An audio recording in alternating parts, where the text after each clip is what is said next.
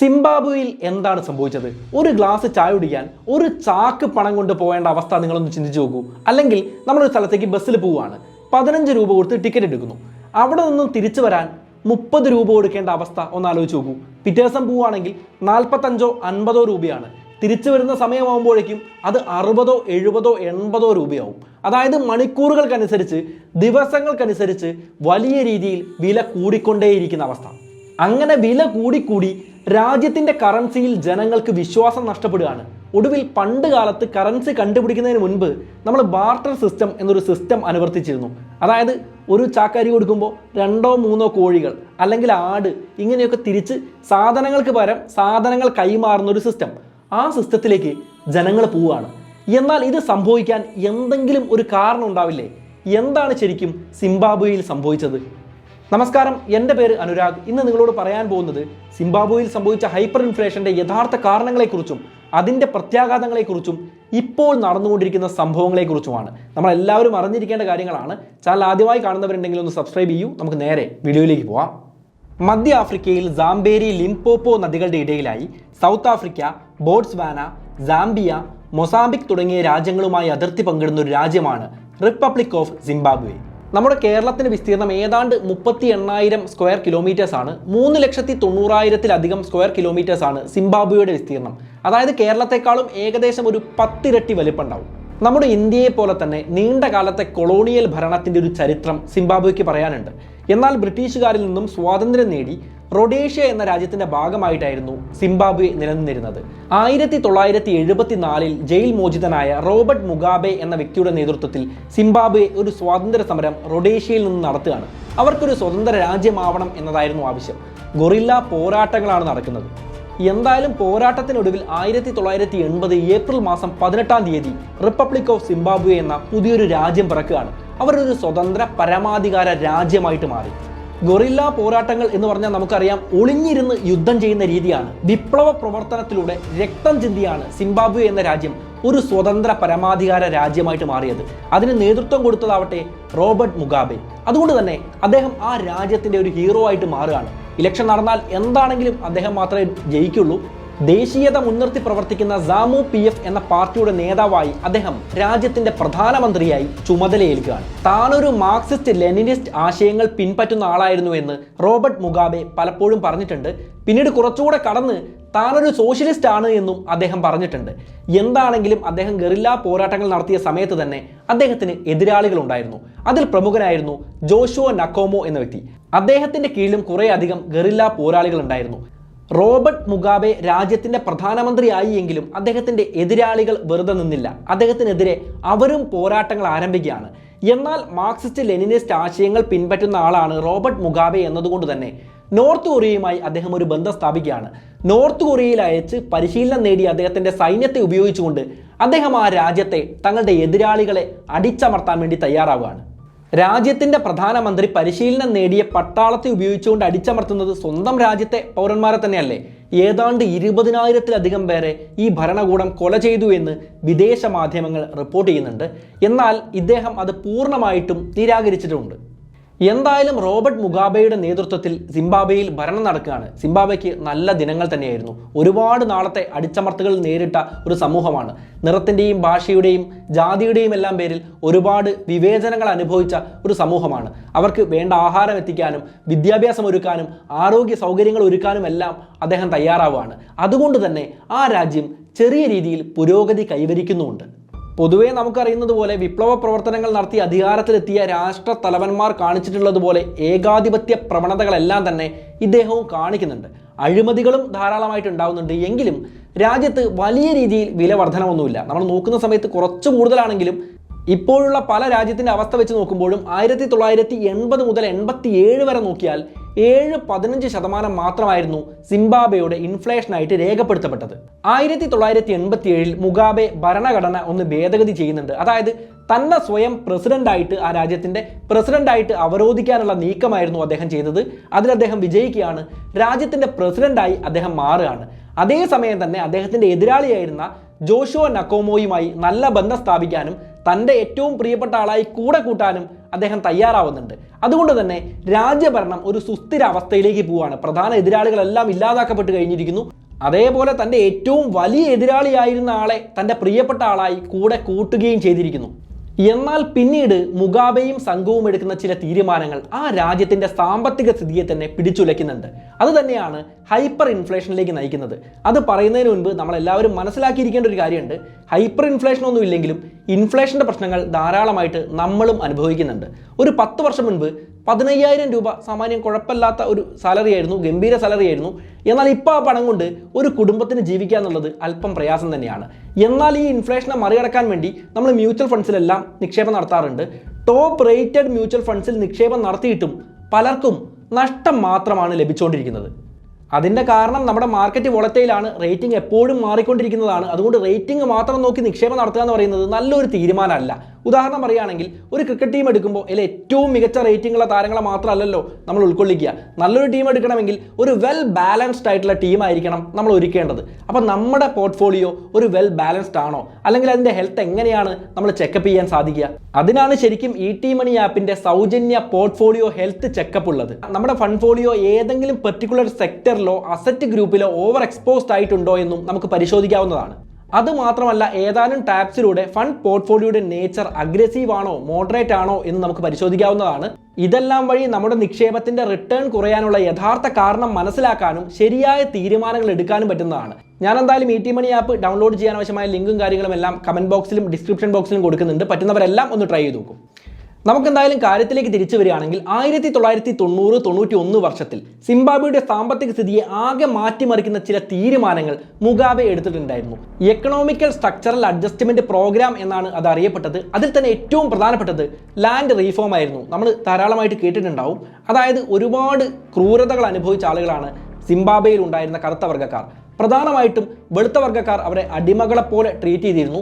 അവർക്ക് സ്വന്തമായിട്ട് സ്വത്തുക്കൾ ഒന്നും തന്നെ ഇല്ലായിരുന്നു. എല്ലാം കൈവശപ്പെടുത്തിയിരിക്കുന്നത് വെള്ളക്കാരായിരുന്നു. ഈ സിംബാബ്വേക്ക് സ്വാതന്ത്ര്യം ലഭിച്ചു എങ്കിലും വെള്ളക്കാർ അപ്പോഴും ആ നാട്ടിലുണ്ടായിരുന്നു. കൗതുകമുണർത്തുന്ന കാര്യം, ഈ ഭൂമി കിട്ടിയതിൽ അധികവും മുഗാബെയുടെ സ്വന്തക്കാരും പാർട്ടിക്കാരും ഒക്കെയായിരുന്നു. അതായത് കർഷകർക്ക് ഭൂമി ലഭിക്കുക എന്ന് പറയുന്ന ആ ഒരു തത്വം പൂർണ്ണ അർത്ഥത്തിൽ നടപ്പാക്കപ്പെടുന്നില്ല. പക്ഷേ വെള്ളക്കാരുടെ ഭൂമികൾ നഷ്ടപ്പെട്ടുകൊണ്ടേയിരിക്കുകയാണ്. അവരെന്താണ് ചെയ്യുന്നതെന്ന് വെച്ച് കഴിഞ്ഞാൽ അവരുടെ എക്യുപ്മെൻറ്റ്സും അവരുടെ കൃഷി ഉപകരണങ്ങളും അവരുടെ പണവും എല്ലാം എടുത്ത് പരമാവധി ജീവനും കൊണ്ട് നാട്ടിലേക്ക് ഓടി രക്ഷപ്പെടുകയാണ്. വളരെ പതുക്കെ ഇത് സംഭവിക്കുന്നുവെങ്കിലും പതിയെ വെള്ളക്കാരെല്ലാം തന്നെ ആ രാജ്യത്തു നിന്നും പുറത്തേക്ക് പോവുകയാണ്.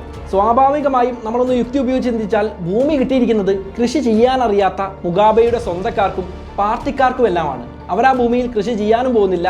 കൃഷി ചെയ്താൽ തന്നെ അവർക്ക് ലാഭം ഉണ്ടാക്കാനും പറ്റുന്നതല്ല.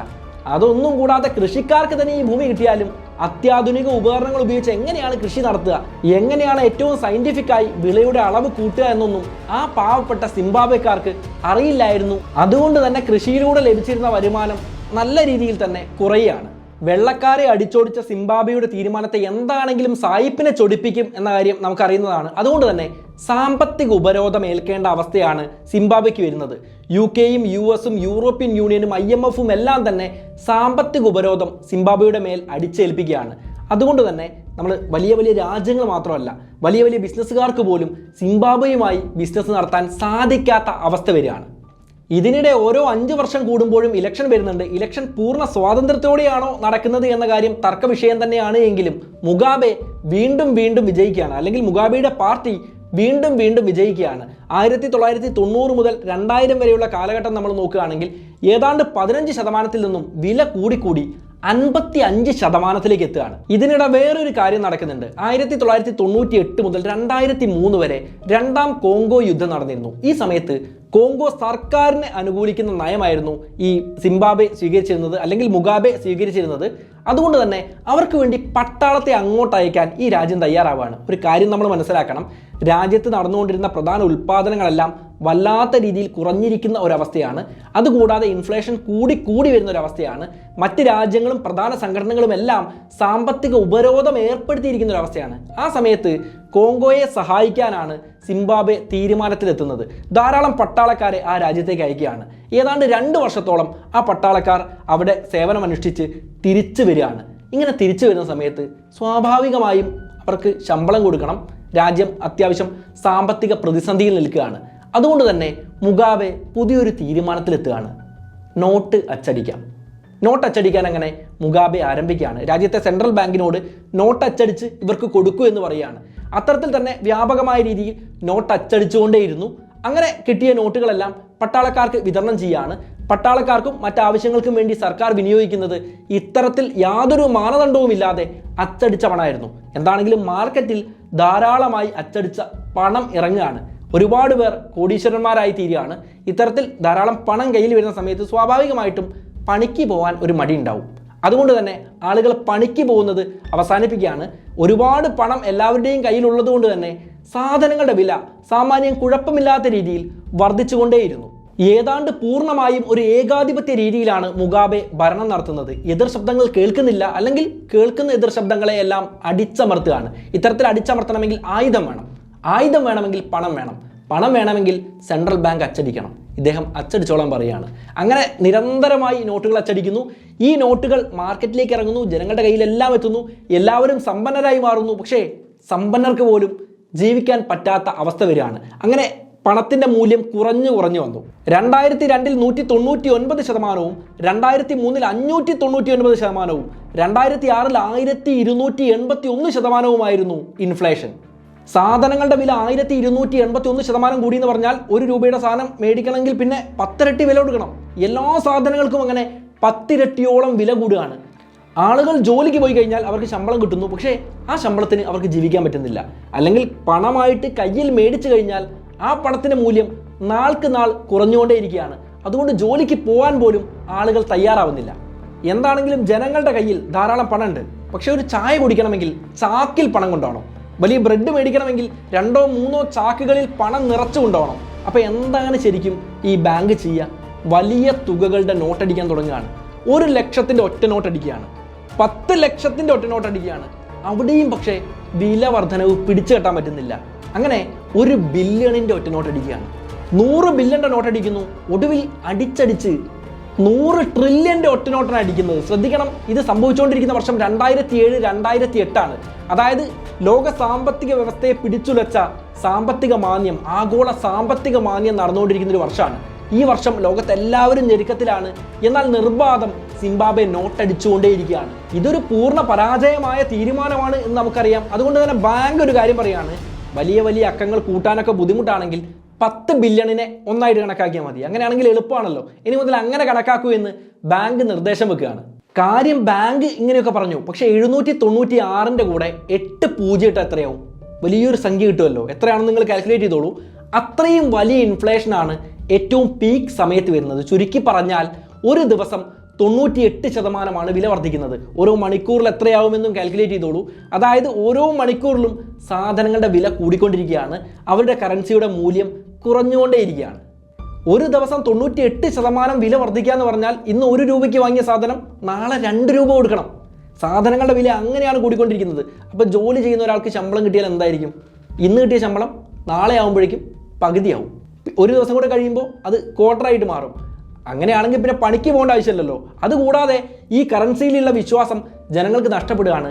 ജനങ്ങൾ ഒരു തന്ത്രം പ്രയോഗിക്കുകയാണ്. അതായത് അടുത്തുള്ള ആഫ്രിക്കൻ രാജ്യങ്ങളിൽ നിന്നും മറ്റ് വിദേശ രാജ്യങ്ങളിൽ നിന്നും കറൻസി ഈ രാജ്യത്തേക്ക് കൊണ്ടുവന്ന് സിംബാബ്വേയിൽ അവരുടെ കറൻസി ഉപയോഗിക്കാതെ മറ്റ് കറൻസികൾ ഉപയോഗിച്ച് ട്രേഡിംഗ് ആരംഭിക്കുകയാണ്.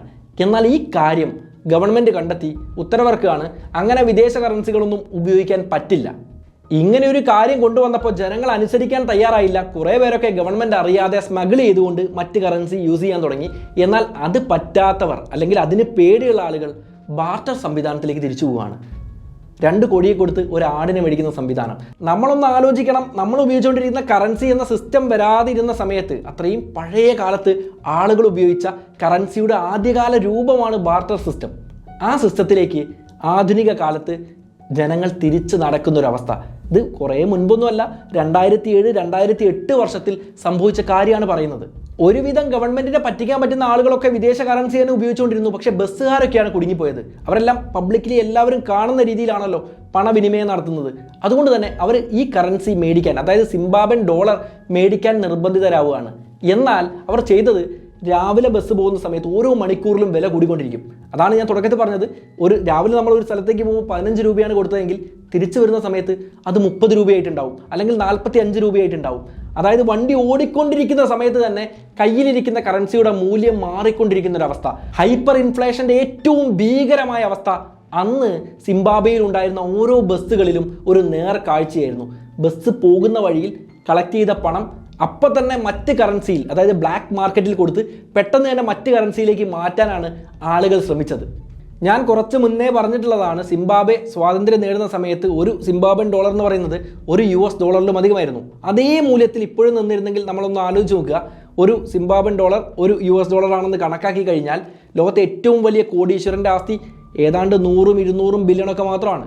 ലോക കോടീശ്വരന്മാർ 1 ട്രില്യണിലേക്ക് പോലും എത്തിയിട്ടില്ല. പുരാതന കാലത്തുണ്ടായിരുന്നു, ആധുനിക കാലത്ത് അങ്ങനെ എത്തിയിട്ടില്ല.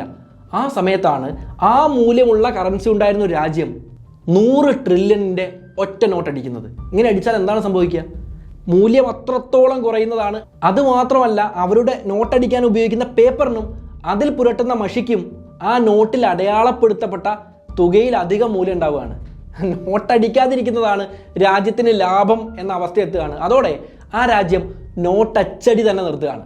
നോട്ടച്ചടി നിർത്തി ജനങ്ങൾ പണ്ട് ചെയ്ത കാര്യം തന്നെയാണ് നല്ലത് എന്ന് തിരിച്ചറിഞ്ഞ് ഇനി വിദേശ കറൻസികൾ ഉപയോഗിച്ചോളൂ എന്ന് ഗവൺമെൻറ് പതിഞ്ഞ സ്വരത്തിൽ പറയുകയാണ്. അതിനുശേഷം ജനങ്ങൾ വിദേശ കറൻസി ഉപയോഗിക്കാൻ ആരംഭിക്കുകയാണ്. അങ്ങനെ ഉപയോഗിച്ചപ്പോൾ എനിക്ക് കിട്ടുന്നത് സിംബാബ്വൻ കറൻസി അല്ല, വിദേശ കറൻസിയാണ്. അതിന് മൂല്യമുണ്ടാവും, ആ മൂല്യം ഇടിയാൻ സാധ്യതയില്ല. അതുകൊണ്ട് തന്നെ ജനങ്ങൾ ജോലിക്ക് പോകാൻ ആരംഭിക്കുകയാണ്. അങ്ങനെ ആ രാജ്യത്തിൻ്റെ GDPയും സാമ്പത്തിക നിലയും സാമാന്യം കുഴപ്പമില്ലാത്ത രീതിയിൽ പതിയെ ഉയർന്നു വന്നു. എന്നാൽ ആ സമയത്തും അധികാരം കൈയാളുന്നത് മുഗാബെ തന്നെയാണ്. പ്രായം ഒരുപാട് കൂടിയെങ്കിലും അധികാരത്തിൽ നിന്ന് പോകാനുള്ള മനസ്സ് അദ്ദേഹത്തിനില്ലായിരുന്നു. എന്നാൽ ZANU-PF എന്ന അദ്ദേഹത്തിൻ്റെ പാർട്ടി തന്നെ 2017 അദ്ദേഹത്തെ അധികാരത്തിൽ നിന്നും മാറ്റുകയാണ്.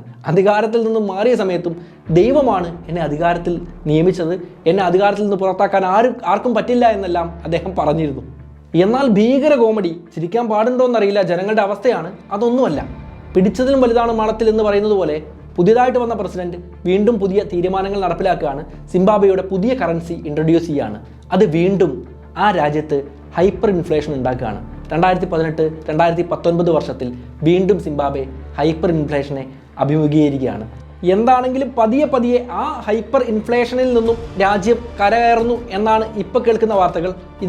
ഈ അടുത്ത കാലത്ത് വന്നൊരു വാർത്ത ഉണ്ടായിരുന്നു, അവർ സ്വർണ്ണ കോയിനുകൾ നാണയമായിട്ട് ഇറക്കാൻ തുടങ്ങി. അങ്ങനെയാകുമ്പോൾ സ്വർണ്ണത്തിന് മൂല്യം ഇടിയില്ലല്ലോ, സാധ്യത കുറവാണ്.